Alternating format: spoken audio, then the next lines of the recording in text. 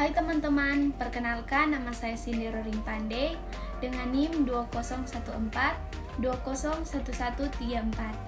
Saya dari kelas A3 Keperawatan semester 3 di Universitas Pembangunan Indonesia Manado. Pada kesempatan saat ini, saya akan menjelaskan tentang bagaimana nanti ketika kita menemukan keadaan kegawat daruratan. Namun sebelum itu, saya akan menjelaskan apa itu gawat darurat. Nah, jadi teman-teman, kita harus tahu gawat artinya mengancam nyawa, sedangkan darurat adalah perlu mendapatkan penanganan atau tindakan segera untuk menghilangkan ancaman nyawa korban. Jadi, gawat darurat adalah keadaan yang mengancam nyawa yang harus dilakukan tindakan segera untuk menghindari kecacatan bahkan kematian. Kondisi gawat darurat apa saja yang sering ditemukan?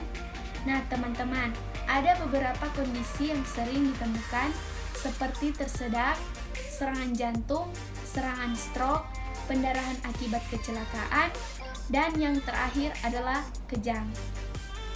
Apa yang harus dilakukan jika menemukan kondisi gawat darurat?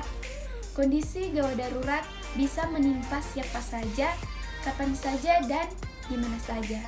Ketika mendapati pasien stroke dan jantung tergeletak di tempat umum, kita dapat melakukan beberapa langkah penanganan untuk menyelamatkan nyawa pasien tersebut.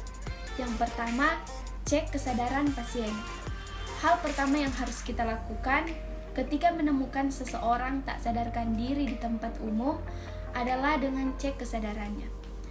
Caranya, tepuklah bahu orang tersebut sembari menanyakan identitas dirinya, seperti siapa namanya. Jika dia menjawab, maka kondisinya masih dalam keadaan sadar. Yang kedua, beri rangsangan nyeri. Ketika kita tepuk dan pasien tidak merespon sama sekali, maka langkah selanjutnya yang harus dilakukan adalah dengan memberikan rangsangan nyeri dengan cara menyubitnya. Dan yang ketiga, cari bantuan. Jika saat dicubit pasien tidak sadarkan diri juga, carilah bantuan dengan menelpon emergency response.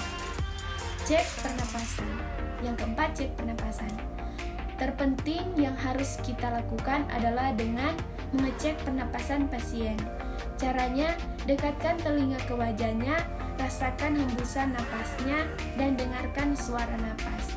Suara dengkuran pasien pun harus didengarkan, sebab suara semacam itu dapat menjadi penanda apakah pasien masih bisa bernapas. Demikian penjelasan saya, terima kasih. Hai, bagi teman-teman dan juga adik-adik yang ingin melanjutkan pendidikan ke jenjang perguruan tinggi, ayo bergabung bersama kami di Universitas Pembangunan Indonesia Manado. Universitas Pembangunan Indonesia Manado adalah salah satu perguruan tinggi swasta di Manado yang berdiri pada tanggal 2 Oktober tahun 2000 yang pada saat ini sudah terakreditasi B. Di Universitas Pembangunan Indonesia Manado terdapat 6 fakultas dan juga 8 program studi. Yang pertama, profesi nurse, S1 keperawatan, S1 ilmu hukum, S1 agribisnis, S1 ilmu politik, S1 teknik elektro, S1 sastra Inggris, dan yang terakhir S1 teknik sipil. Untuk itu, mari bergabung bersama kami di Universitas Pembangunan Indonesia Manado. Terima kasih.